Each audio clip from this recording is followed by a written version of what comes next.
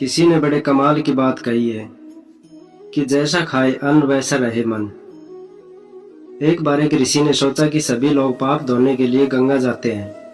ऐसे में सारे पाप गंगा में ही समा जाते हैं। इस तरह तो गंगा भी पापी हो जाएगी। उस ऋषि ने यह जानने के लिए आखिर पाप कहाँ जाता है, तपस्या की। तपस्या करने के फलस्वरूप देवगण प्रकट हुए।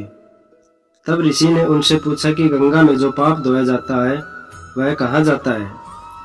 तब भगवान ने कहा कि चलो गंगा जी से ही पूछते हैं। ऋषि और भगवान दोनों ने ही गंगा जी से पूछा कि हे गंगे, सब लोग तुम्हारे यहाँ पाप धोते हैं, तो इसका मतलब क्या आप भी पापी हुई?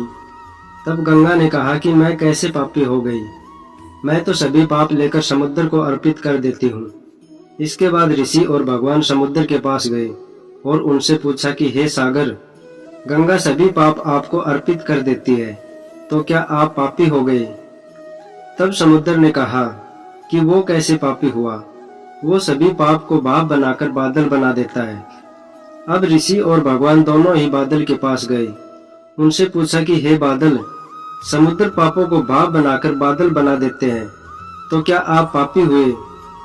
बादलों ने कहा, मैं कैसे पापी हुआ, मैं तो सभी पाप को वापस पानी बना देता हूँ और धरती पर गिरा देता हूँ। इससे ही अन्न उपजता है, इसे ही मानव खाता है। उस अन्न में जो अन्न जिस मानसिक स्थिति से उगाया जाता है और जिस वृत्ति से प्राप्त किया जाता है और जिस मानसिक अवस्था में खाया जाता है, उसी के आधार पर मानव की मानसिकता बनती है। यही कारण है कि कहा जाता है कि जैसा खाए अन्न वैसा रहे मन।